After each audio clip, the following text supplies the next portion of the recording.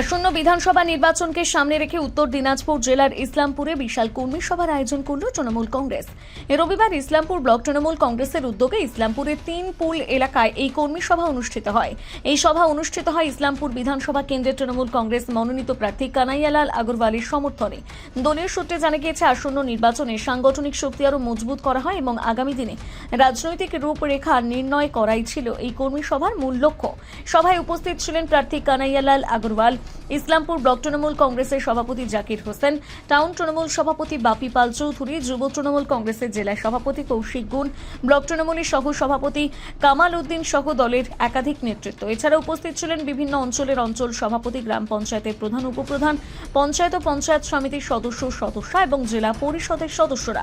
কর্মী সভায় বিপুল সংখ্যক কর্মী সমর্থকের উপস্থিতি লক্ষ্য করা যায়।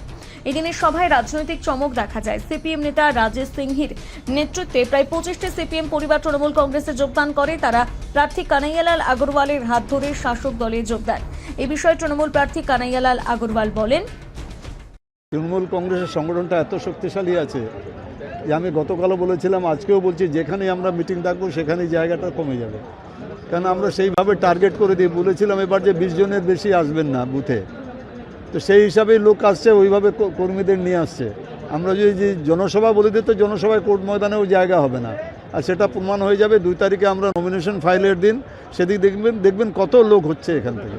বলছি যে কর্মীদের আপনি বার্তা দিলেন যে নিজের বুথ করো মজবুত, এই বার্তার মাধ্যমে কি বোঝাতে চাইলেন? মানে বলছি, বুথটা যদি শক্তিশালী হয়, ভোটটা তো বুথে হয়, ভোটটা তো অঞ্চল ব্লক জেলায় হয় না। বুথটা শক্তিশালী হলে যে কোনো ইলেকশনে আপনার ভালো ভোটে ওখান থেকে লিড করবো।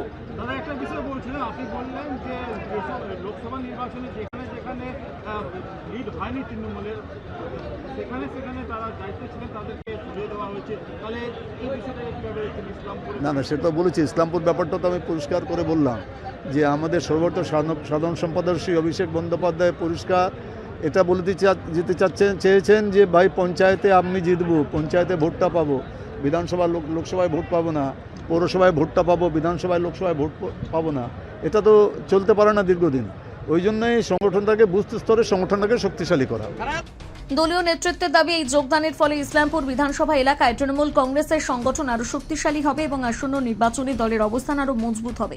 এই বিষয়ে সিপিএম থেকে তৃণমূল কংগ্রেসের যোগদানকারী রাজেশ সিংহি বলেন, বলবো এটাই যে বাংলার উন্নয়ন, ইসলামপুর বিধানসভার উন্নয়ন, ইসলামপুরের শহর উন্নয়ন, এই নিরিখে আজকে আমি সিপিএম ছেড়ে তৃণমূল কংগ্রেসে জয়েন করলাম উন্নয়নের স্বার্থে।